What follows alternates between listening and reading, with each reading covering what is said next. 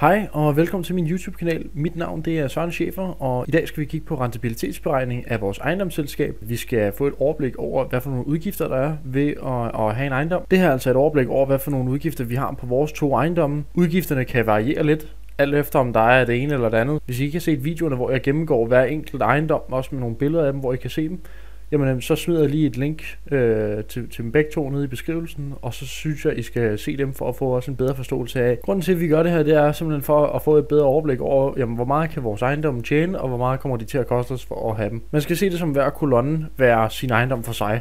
Det er altså her, hvor tallene de bliver skrevet ind. Vi kan starte med den første. Vi har to lejemål i den første. Den bringer altså en månedlig indtægt på 14.000 kroner. Når den er 100% udlejet, så har den årlig indtægt på 168.000. Vi budgetterer med 3% tomgang. Grunden til, at vi budgetterer med 3% tomgang, det er fordi, at man på sigt kan regne med, at der er omkring en udskiftning hver tredje år. Og i den forbindelse, så vil der højst sandsynligt være en måned, hvor lejligheden eller dit lejemål, det vil stå tomt. Når vi kommer til de rigtige udgifter, jamen så er de 3% tomgang, jamen det udgør 5.040 kroner på den ene ejendom, og det dækker 6.876 på den anden ejendom. Ejendomsskatterne er næsten det samme på 11.500 og 12.000. Så den næste post, det er vand og varme. På den første, der er der ikke nogen udgift til vand og varme. Det er netop fordi, at lejerne selv står for at skulle betale de her vand og varme, og det gør de ved, at de indbetaler aconto til os. De indbetalinger, der er kommet i aconto til at betale de her regninger, der kommer fra vandværket og fra forsyningsselskabet for varme. Og så skal vi så sørge for at have et regnskab over, hvor meget der er blevet indbetalt, og hvor meget af det, der er blevet brugt. Og så når året er omme, så skal vi så finde ud af, jamen, er der blevet indbetalt for meget eller for lidt i det her akonto. Og så skal de så lejerne have penge tilbage, hvis det er, at der er blevet indbetalt for mange. På den anden, der er der budgetteret med 18.000 i vand. Det er fordi, de tre lejemål, de er udlejet med vand. Det er fordi, at der ikke er nogen separate forbrugsmålere på. Og når der ikke er nogen separate forbrugsmålere på, så må man altså ikke opkræve aconto for vand, uden at man har noget at måle det på. Derfor så er lejekontrakterne med vand, så det vil sige, at vand indgår i deres leje. Forsikringen hedder 5.515 på den ene bygning, og hedder 7.000 på den anden bygning. Vedligeholdelse er på den første 16.800 og på den anden 18.000. Den måde, vi udregner vedligeholdelse på, jamen det er cirka 75 kroner per kvadratmeter, vi tager udgangspunkt i. Og der kan være nogle år, hvor man slet ikke bruger de her penge, der bliver lagt til side ved vedligeholdelse, og andre gange, hvor man bruger mere. Men over en længere årrække, så skulle det gerne gå op og så give et gennemsnit på cirka de her 75 kroner per kvadratmeter. Vicevært plus administration, jamen der har vi sådan set sat den i 0, fordi at det er noget, vi selv gør, og vi betaler ikke løn til os, så det vil sige, at det er faktisk ikke en udgift for vores firma, og derfor så skal den sådan set være i 0. Det giver os altså en samlet på 38.855 på den første ejendom, og 61.876 på den anden ejendom. Vi kan så se vores overskud før fællesomkostninger. Det kommer på den her linje. Det er de penge, vi har til at gøre godt med, inden vi skal betale banken osv. Men inden da, så lad os kigge på den her lille beregning her. Når det er, man kigger på udlejningsejendommen, jamen så er der forskellige kontant afkast, som man kan forvente, alt efter hvor det er, man er henne i landet. For eksempel i store byer, København og Aarhus, jamen der kan man ikke forvente mere end et kontant afkast på omkring 1,5-3%. Den vil simpelthen ikke være højere, og du vil højst sandsynligt ikke generere et overskud hver måned i formen af lejeindtægt, medmindre det er bygninger, der er bygget efter 92. Hvis det er, at bygningerne er bygget efter 92, jamen så er der fri leje, og så må du tage lige præcis, hvor meget du vil.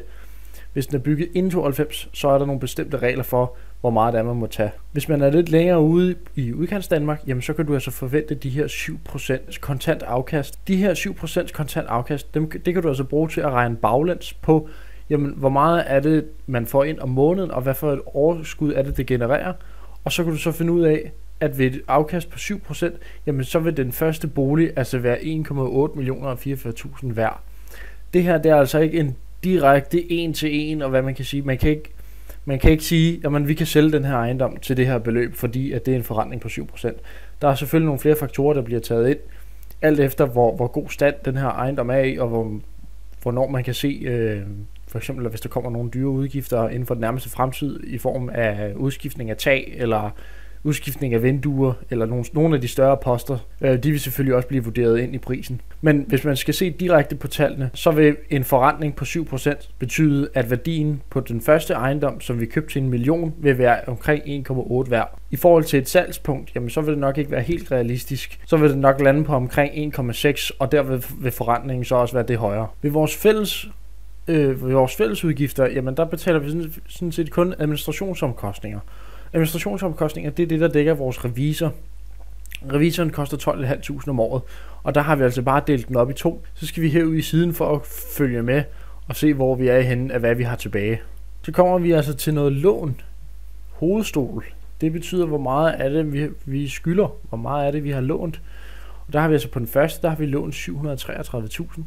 Og på den anden har vi lånt 1.680.000. Grunden til, at beløbet på, hvad vi har lånt, ikke stemmer helt overens fra den her video til den første video, hvor vi lavede den første ejendom, det er altså fordi, at ved at vi lavede den værdiforøgelse af 200.000, jamen så fik vi lov til at låne yderligere op i de 200.000 af bank, fordi vi havde lavet den værdiforøgelse. Så kunne vi altså låne 133.000 ekstra, hvilket vil så svare til det mindre i udbetaling. For at betale af på lånene, jamen så er der noget renter og bidrag. Det udgør 16.700 på den første, og det udgør 36.500 kroner på den anden. Vi skal så afdrage med 20.000 på den første, og med 47.500 på den anden. Så det giver samlede renteomkostninger på 53.200, og vi skal samlet set afdrage med 67.500 om året på den gæld, der hedder 2.413.000. Driftsresultat før skat hedder 230.769. Det vil altså betyde, det her det er det beløb, vi har tilbage, inden vi skal betale skat. Likviditet fra driften før skat. Jamen likviditeten, det er det, vi har ud. Det vil altså sige, det her vi afdrager med 67.500 minus det her beløb, giver det her beløb.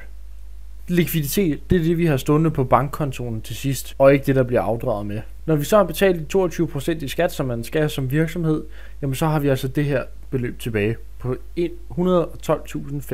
Når vi så får den næste ejendom, jamen så er det bare at sætte den ind på den næste række her, og så tillægger man bare for hver ejendom, man får, jamen så tillægger man det i det her regneark, og så kan man hele tiden forudse, jamen hvor mange penge er det, vi kommer til at tjene, hvor mange penge er det, vi skal lægge til side, hvor meget er det, vi kommer til at have, når året er om. Og det er altså den måde, man nogenlunde kan forudse, hvad ens investeringer vil give over nogle år. Tusind tak for, at I gad os med. Jeg håber, I fik noget ud af det. Hvis I gjorde, så må I meget gerne like videoen, og I må meget gerne subscribe til kanalen.